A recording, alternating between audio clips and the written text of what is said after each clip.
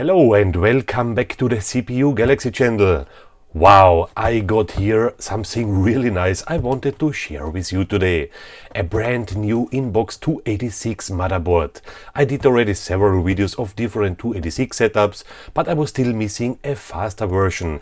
And this seems to be a 20 MHz version. Wow, and it's new, which is a bit exciting to me, because to get new old stock of that age is quite rare and hard to find.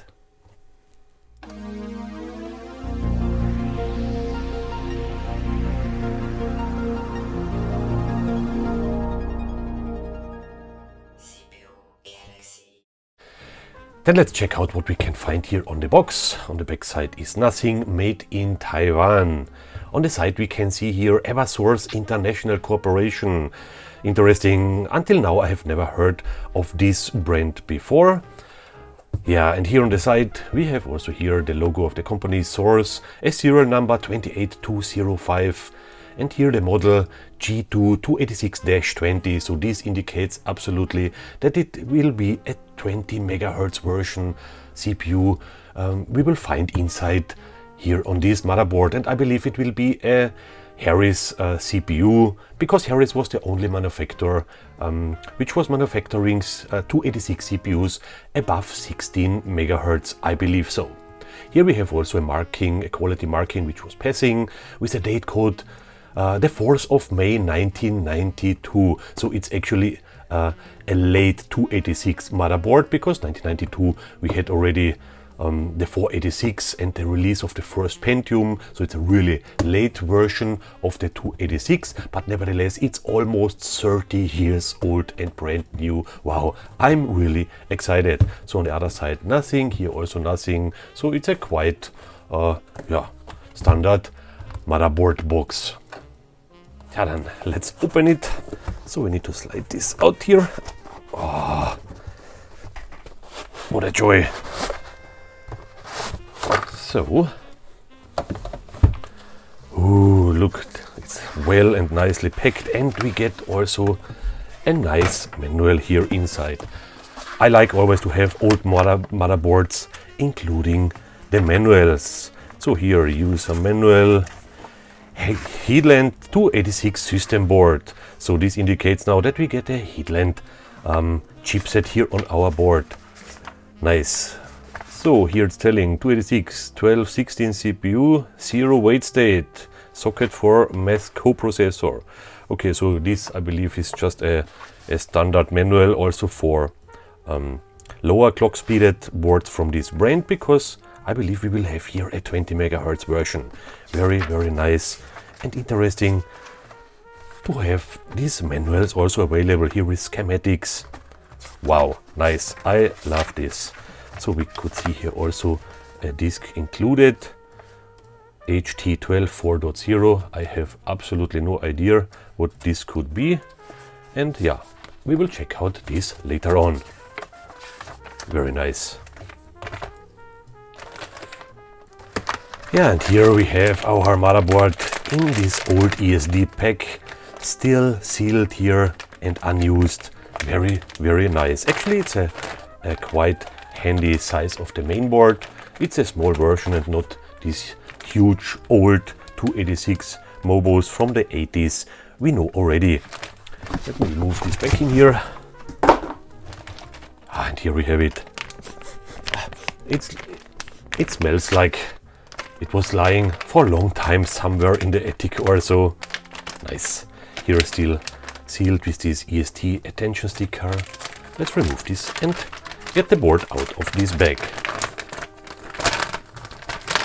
Ooh, look at that. Brand new, shining like a diamond.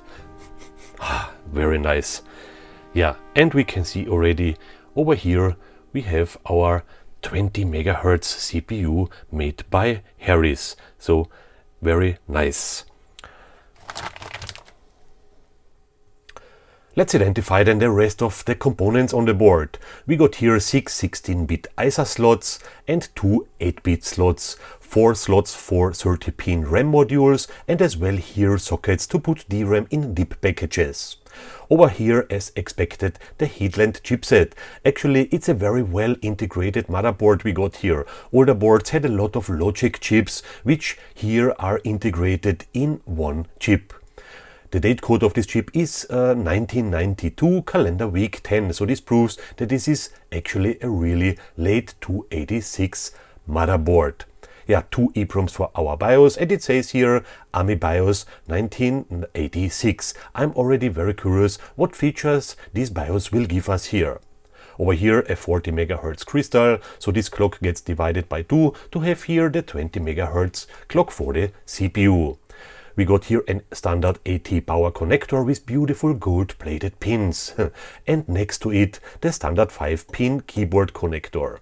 And over here we can see these typical bastards, these barrel batteries. But we are so lucky here, after 30 years we have almost no corrosion. Only a little bit this battery was leaking here on the contacts. We can see small corrosions, but no effects here around on the PCB, which is very good, and we are very lucky here because we all know these nightmares, what can cause these batteries when they are leaking full. Almost the board can be completely damaged, so we are really lucky here. We will replace this battery later on with a new one, of course, to avoid any further damages. And look at that, also the keyboard connector, this ground metal here, is also gold plated, so very nice and cool board. Over here we got also our 40-pin socket for a floating point unit and our typical headers, pin headers to connect LEDs and switches. We have here turbo switch, speaker connector, keyboard lock, turbo LED and a reset connector.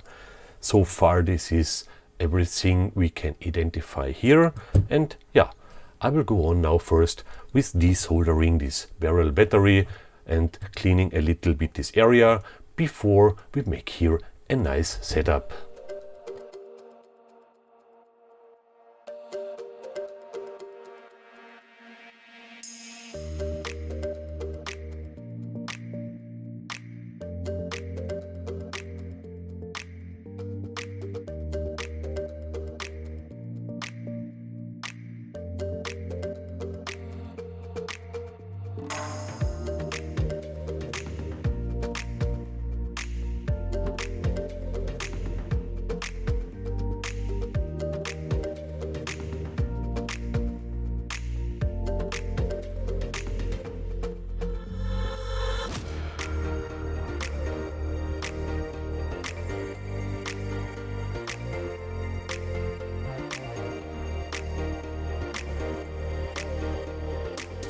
After removing the battery and cleaning the surface with a bit of alcohol, we can clearly see that we have here no damages at all. I think we were just in time to save this board of further damages. Yeah, this old beast was already on a way to fulfill its task to destroy old hardware.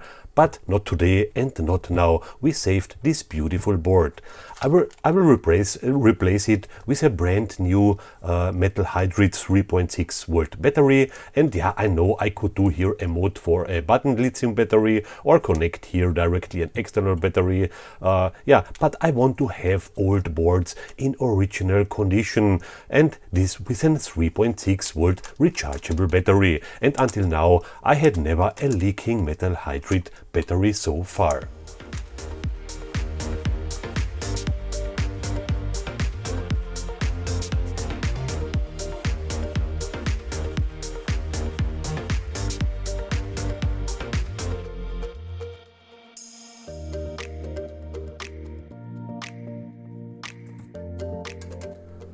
After fixing this small battery issue, we can go ahead now with testing. We need first some RAM. I got here 2 sticks of each 1 megabyte, so 2 megabytes of RAM are more than enough for a 286 setup. Actually, these chips are made by Siemens. The video card will be this early ATI ISA card. Actually, it's a Wonder 800 Plus with 1 MB of video memory, and it's an excellent DOS gaming card for older setups.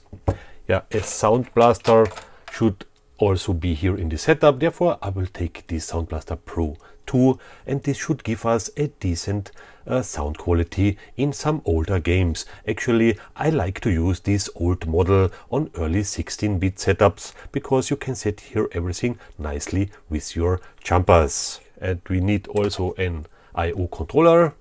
I will take this sys controller, which gives us one IDE interface, one floppy interface, 2 serial and 1 parallel ports. The disk drive will be this one made by NEC, the D3735. It's a 43 MB IDE drive, which I'm using always for testing 286 setups, and everything is already pre-installed here. Last but not least, we need also some gold and purple ceramic on our board here. Therefore, I will put here this nice floating point unit made by Intel. Actually, it's the 8287XL.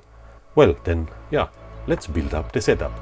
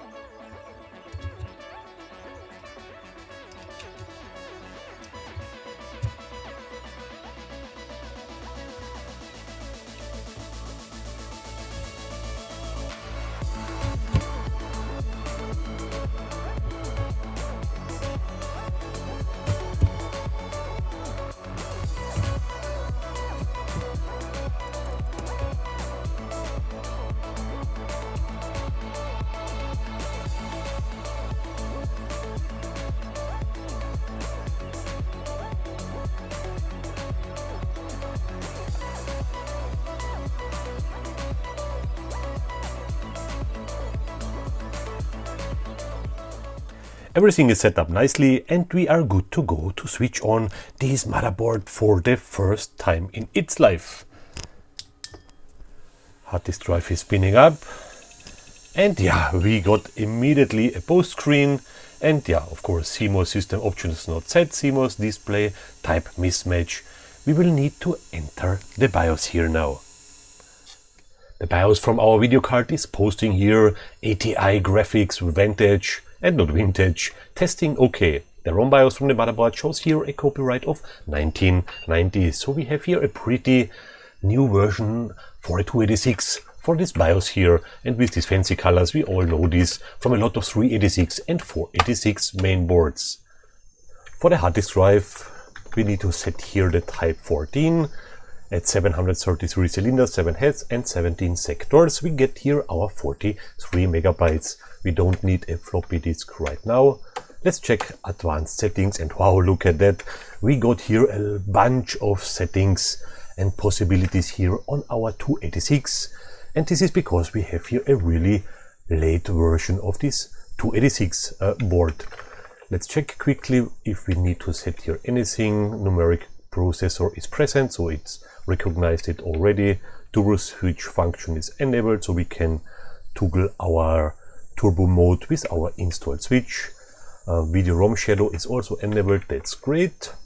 And here we can set our DRAM wait state for 1 wait state. Also EMS and relocation wait state is enabled right now. We leave it like that, and let's see later on if we can increase the performance of the setup here a little bit. Save to CMOS and exit. And here we are booting straight away into DOS without any issues.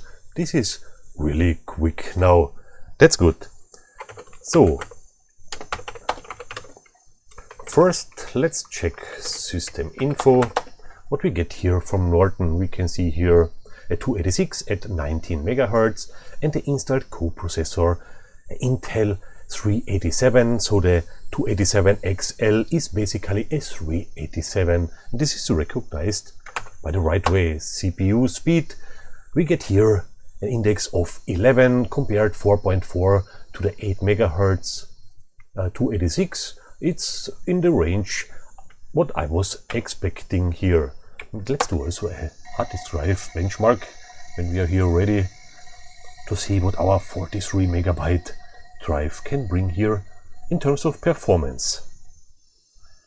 And yeah, we got 367 kilobytes per second with an average access time of almost 20 milliseconds. So this hard disk drive is really not a rocket, but absolutely enough for our setup here. Then let's go and check Landmark. So Landmark is showing here also Intel 286 at 19.528 MHz. And this computer performs like a 22 MHz AT with a 31 MHz 287. So with one weight state on the DRAM, we have already a better performance than a typical 20 MHz 286. Also the video speed here is showing with 5522 characters per milliseconds. This is a quite good value here on the 286, and this is also related to our nice ATI video card. Well, what else could we check? Checkit is also a nice program to check our components if they are working. So CPU benchmark, we get here 3683 tristones, and with our floating point unit we get here 817 kilo whetstones, which is also quite good. Well, then let's have a check. Also maybe 3D bench. What we can get here out of this 286 system.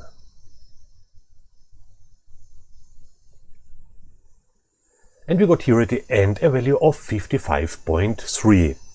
Well, so far enough with testing, and let's go back to our BIOS to remove our weight states to see if we can increase here the performance a little bit. We set here a DRAM weight state to 0, also EMS and relocation weight state we put here none. I'm quite curious right now. The system is really fast, so not long time for initializing and all this stuff. It's booting very quickly. System info, let's check what we get now. Oh wow, now we got 15. So before we had 11, and without the weight states on the RAM, we get here now a speed index of 15, which is a really good performance improvement. What we got here. Let me switch off the turbo switch once to see the difference. Okay, without the turbo button, we are downclocked to 10 MHz with a value of 7.5 at the speed index. Very interesting. And yeah, this 15, this is a really good value. Nice. I'm curious now about Landmark.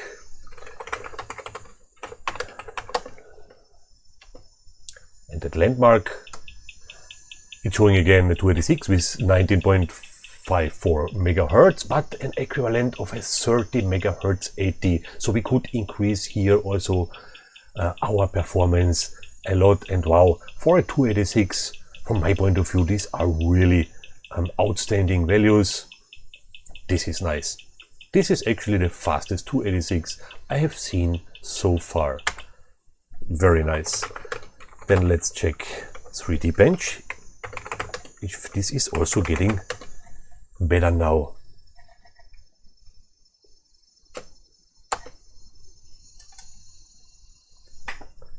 Well, and that's interesting. We get here now 7.9. So I believe the 55 we got before were not right calculated, because there are two versions of 3D bench available for slower and for a little bit faster PCs. And I have only this one version here for a little bit faster PCs on this hard disk drive. And I believe that these 7.9 now are an accurate value, and this 54 before were not measured by the right way. So unfortunately we cannot compare this here right now. Yeah, but nevertheless we could see in landmark these big improvements. Let's check also again, check it if there are some changes in the CPU benchmarks. Yeah, also here we could increase it from 3680 to 4911 dry stones, which is from my point of view a really outstanding value for a 286 setup. And also for the floating point unit we could increase it from 817 to 921. Wow, this is really a rocket 286 to me, and yeah, I love this mainboard already a lot. Also Wolfenstein 3D is running perfectly on this 286, completely fluently.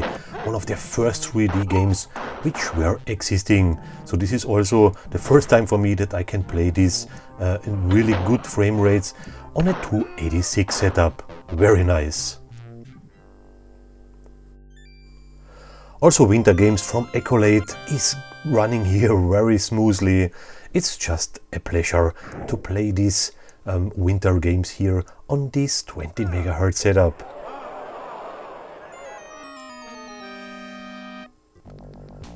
Also from Accolade, Motor Grand Prix. Oh, I remember how many times I was playing this back in the days. Actually, you don't need a 20 MHz 286 for this game, but nevertheless I wanted to try it here, and of course it's working also perfectly. Also Commander Keen and its nice graphics and sound. Yeah, it's just a pleasure to play it here, and yeah, good old memories which are coming back now. We got here a very nice and super fast 286 motherboard which holds potential for some further videos. Maybe I will try to do some overclocking to build the fastest 286. Who knows at the end. Please thumbs up for me if you liked the video, and thanks a lot to all my viewers. Thank you very much for watching and have a great day. Your Peter.